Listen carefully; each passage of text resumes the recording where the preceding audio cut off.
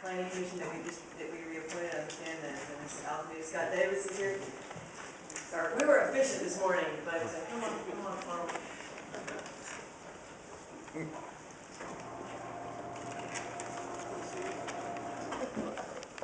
Acknowledge your colleagues, but I wanted to acknowledge you as well. Thank you for your service on planning commission. Thank you actually for what you do with Habitat for Humanity as Thank you so much, and thank you for your support and for your confidence in me and for your commitment to affordable housing. That's what it's all about. Thank you. Thanks for being here. Okay, item 2, is there a motion? Move. Second. Discussion. Favoring, opposed. No. Item carries. Councilmember Brown voting no. Item 3, is there a motion? Move. Second. Discussion.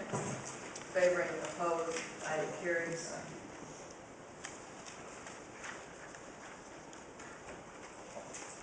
Item 4, is there a motion? Move. Second. Discussion. Favoring, opposed. Item carries.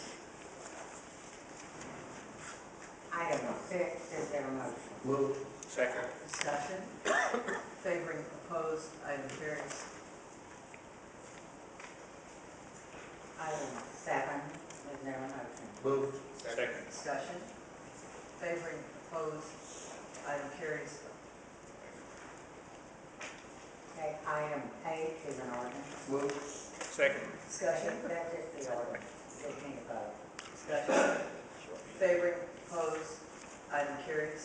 Now, on item 8A, we do need a motion. Move. Second. Discussion. Favoring, opposed. Item carries. Item 11, is there a motion? Move. Second. Discussion. Favoring, opposed. No. I'm sorry. Councilmember Davis. Councilmember Davis, discussion. Yes, ma'am. I would like to tag this, please. Item has been tabled by Councilmember Davis.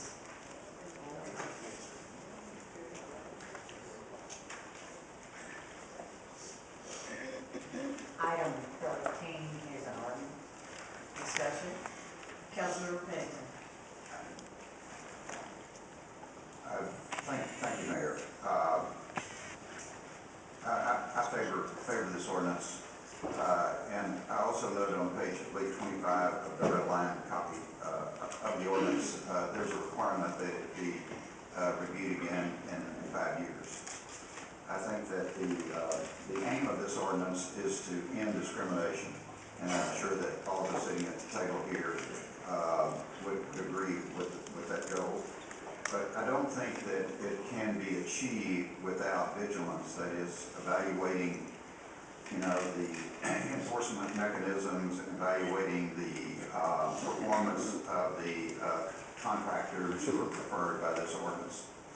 And I have met with Director Wright and had a good meeting with her, and I think that there's an excellent article in the Chronicle this morning that talked about things that this administration is doing, I think, to do that evaluation and to ensure that a clean look is given at all that is going on.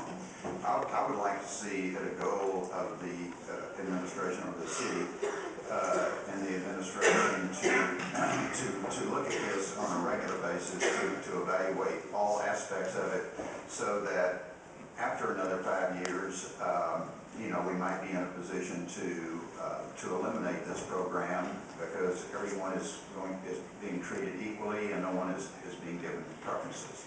I think that would be an admirable goal for the city to have, and a worthwhile goal to spend some resources of the city on. And so, it's a budgetary matter, I think, Mayor, and also administrative emphasis kind of matter that I think is worthwhile. I think it's, just want to speak up at the time this is being readopted.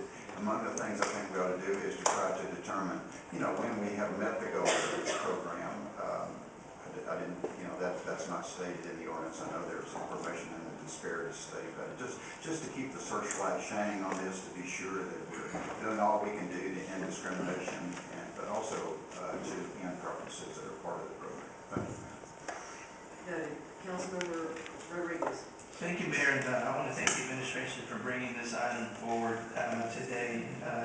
When I was chairman of the Affirmative Action Committee, we started the groundwork to try to get women back into this program. I'm very proud to see that we're here.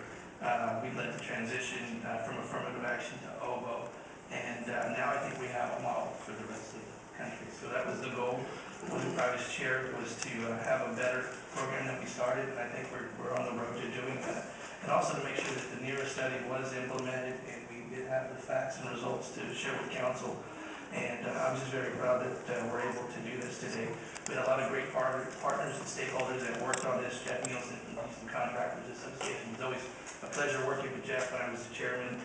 Director Wright, the Wind Contractors Association. See my buddy Lenore Coleman, the new president, incoming president, and a lot of members from the legal department, Mr. Feldman. We had several stakeholder meetings in your conference room, and I do appreciate that. And I do want to give kudos to Councilmember Green for carrying the ball forward. So after I left as chairman, you picked up the ball and moved it forward. So thank you for all your hard work on that. And again, colleagues, I urge us all to pass this today and get women back into this program, and let's get people back to work and people moving forward again. Thank you, Mayor.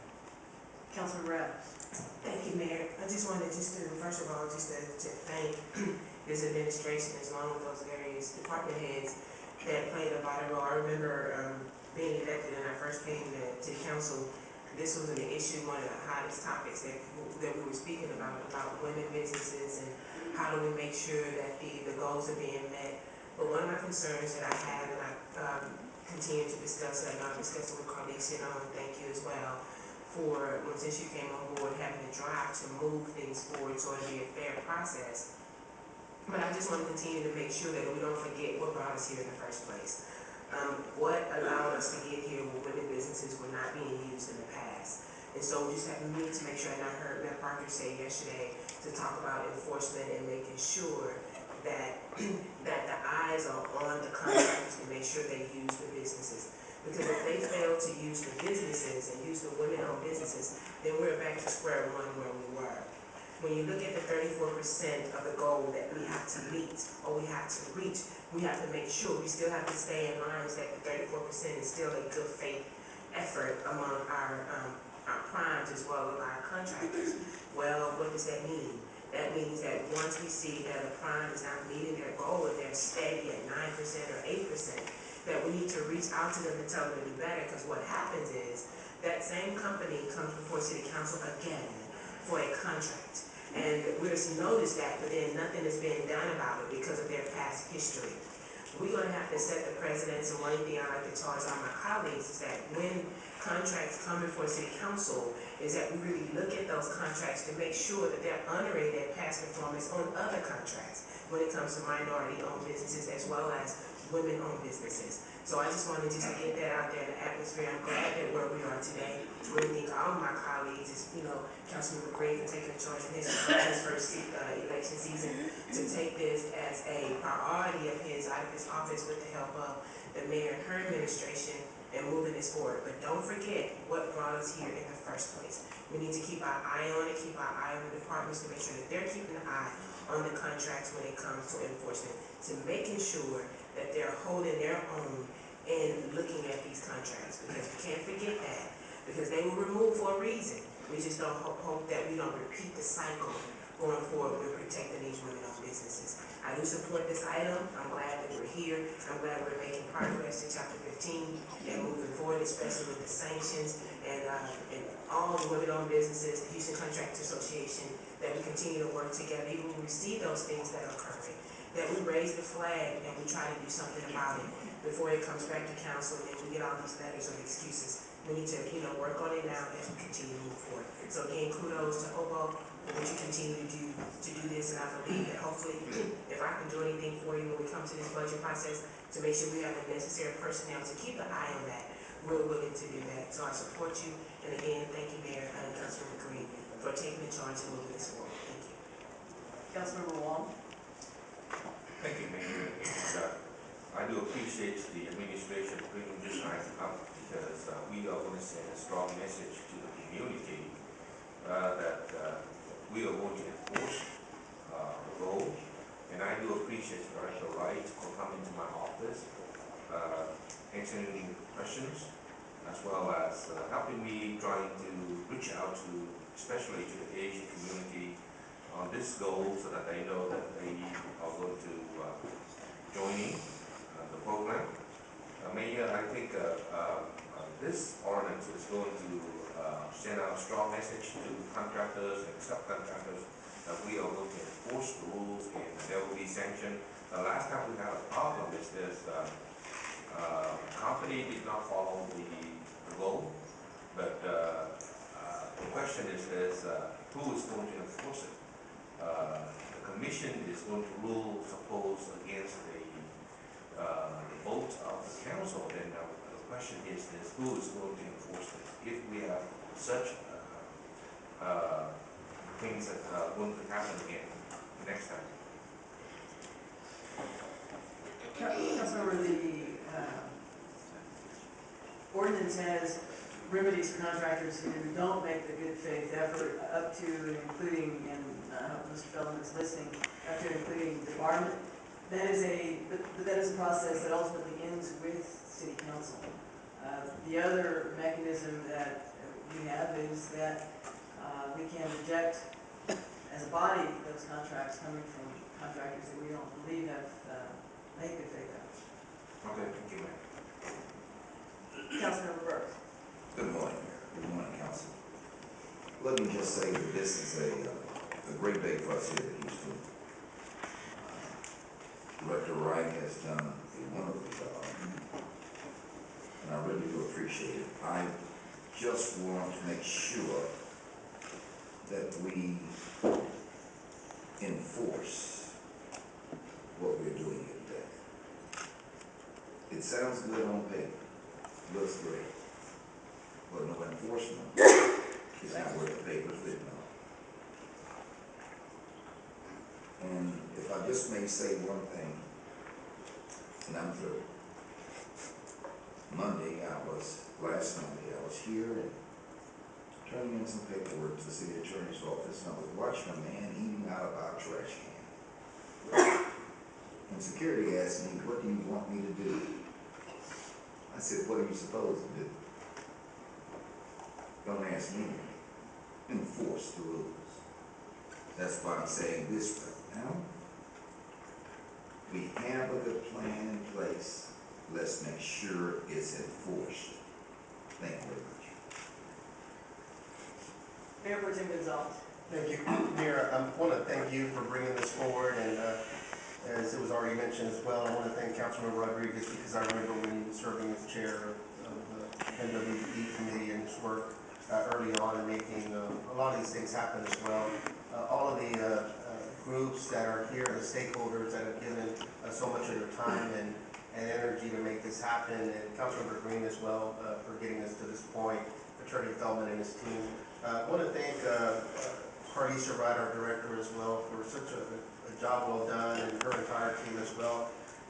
She's worked diligently to make sure that a good proposal comes forward that will ensure that our economy continues to thrive and as it grows our small businesses and opportunities. She's doing continues to do an overhaul of the entire department as well to make sure that there's greater collaboration between departments, which I think is very positive. Anytime we can collaborate internally and break down silos, that's a good thing. And we've heard a lot of the positive things that are being brought forward, but two that maybe haven't been brought up as much that I just want to highlight a little bit is we're also taking a step forward in trying to address wage theft as well. There's a procedure now to report theft of service complaints by employees of city contractors and subcontractors. Many of you have heard speakers come before council at times with those concerns, so now there's at least a mechanism where they can report that. So I think I don't want to make sure that's not lost in all of the details. And also that there's also an opportunity to include disabled veterans as well, giving honorably discharged vets an opportunity to be successful in achieving city contracts as well. So various positive steps forward, and again, just want to thank the administration for it. I look forward to taking a positive vote on this. Thank you. Councilmember Noriega. Thank you, Mayor. This was one of the more interesting problems that I've dealt with on council, and when you're here 6 years, sometimes you don't get to see the end of things. So I remember when I first got involved with this, there were a majority of women on council, and we were quite outraged that this would be even on the table until our city attorney, Artur Michelle, sort of dragged us in to visit with a federal judge who suggested to us that we might not like it if we forced him to rule on this case, and that there was great peril for affirmative action and for women-owned businesses across the country. And I went after that meeting and told Mr. Michelle that I got it and that we needed to visit with the women, and we did. We had a meeting at noon with the executive committee of several of the women's groups, and I asked them to please trust us. We're the government, trust us. We're here to help you, but they did, and they went with us, and they worked with us on the disparity study, and all of the people that were involved with this, Councilmember Rodriguez, the former affirmative action staff, all of whom were part of this, the legal department, Councilmember Green, all of us worked on getting this right, and it took several years, and I'm gratified I'm still here to see the end of it. But I want to take a minute and thank some of the other women that were in that judge's office with me, because they all helped as well. And that is Sue Lovell, Amy Clutterbuck, and Pam Holm, all of whom are former council members who were fierce advocates for women and for justice, and had a piece of this. But I also want to thank the women contractors for trusting us, because we really genuinely were trying to figure out our way out of a major challenge. And it took all of us working together, the department, my colleagues, the women-owned businesses, the Minority Business Council, all of us to get out the other end of this. And it's very seldom as dramatic an outcome as to have a 50% drop shown in a disparity study. So the outcome was gratifying, but what was most important to me was all the cooperation, all of the thought, all of the coming together that allowed this to come out the other end. So thank you, Mayor, for this today. Vice Mayor Pro Tem Brad. Thank you, Mayor. Good morning. I think enough commentary has been said about, the monitoring and enforcement piece, and I'll just reiterate the department director's role, and that they must play, particularly in the general services department, the public works engineering department, and the aviation department. Those are the large departments that have activities on a regular basis that will be subject to this particular program, if you will. And a huge component, in my view, Director Wright, has to do with the participation plan, the utilization schedule being submitted at the time of the bid. Really, really great piece, Mayor, that was added to this particular program. With permission of the chair, Mayor, I'd like to yield and ask Councilman Pennington. He mentioned that at some point we should look toward not having a program like this MBE program. I'd like to yield to Mr. Pennington, if I may, ask, in your opinion, what has to happen in our city before we get to the point where we can say that the MBE program is not needed, please?